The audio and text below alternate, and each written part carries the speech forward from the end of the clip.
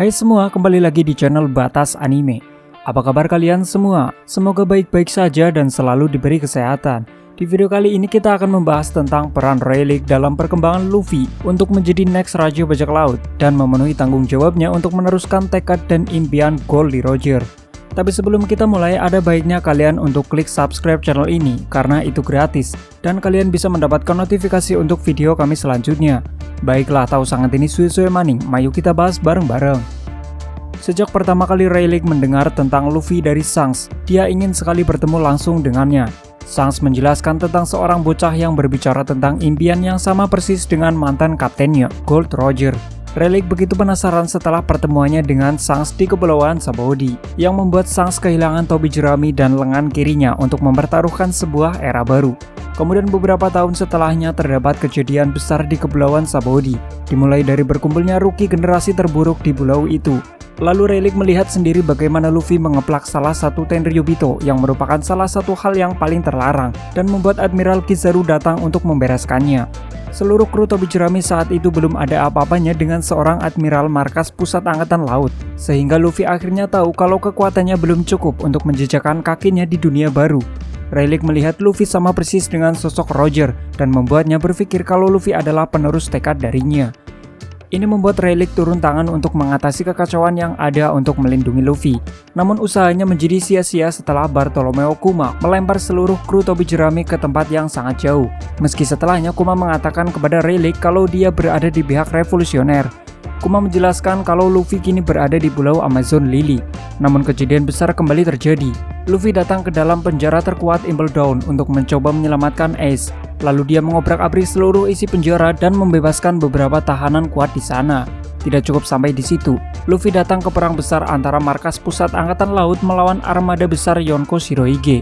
Bahkan Luffy menjadi karakter kunci untuk menyelamatkan Ace dan membawa semua kru Shirohige untuk menjadi sekutunya. Meski akhirnya Ace harus mati di depan mata kepala Luffy sendiri. Setelah Luffy kembali ke Pulau Amazon Lily, Rayleigh berenang dari Kepulauan Sabaody ke Pulau Amazon Lily yang berada di lautan Calm Bath yang mustahil untuk dilalui oleh kapal biasa.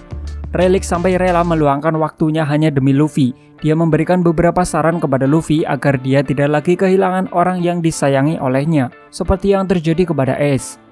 Luffy kembali ke Marineford bersama Jinbe dan Rayleigh saat keamanan di sana sedang lemah. Luffy memberikan penghormatan terakhir kepada Shirohige dan Ace untuk membunyikan lonceng besar yang menandakan sebuah era baru dan mengirim pesan kepada seluruh krunya yang terpisah saat itu untuk nantinya berkumpul lagi di Kepulauan Sabaody setelah 2 tahun kemudian, bukan 3 hari sesuai yang dijanjikan sebelumnya.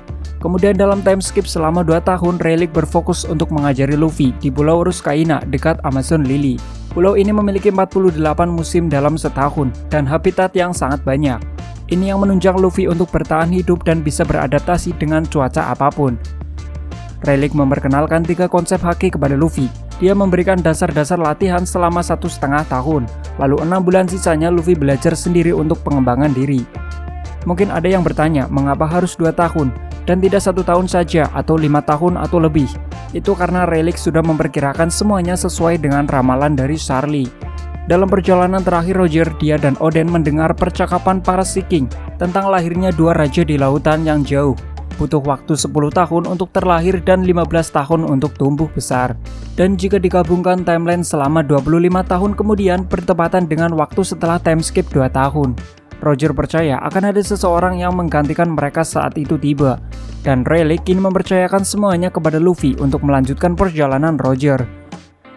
Dalam pelatihan Luffy bersama Rayleigh, dia bisa menguasai ketiga jenis haki dan Luffy bisa menciptakan bentuk baru yakni Gear 4, di mana dia bisa mengeraskan tubuhnya dengan Busho Haki yang memiliki kepadatan dan elastisitas tinggi seperti karet. Teknik ini digunakan oleh Luffy sebagai kejutan dalam melawan Doflamingo. Bahkan menurut kami Gear 4 Luffy terlalu kuat untuk Doflamingo meski dia dalam tahap awakening sekalipun. Selanjutnya Luffy bisa menguasai Kenbun Shoku Haki dengan membaca perasaan seseorang atau makhluk hidup. Itu dikatakan oleh Rayleigh merupakan tahap tertinggi untuk bisa memprediksi gerakan seseorang.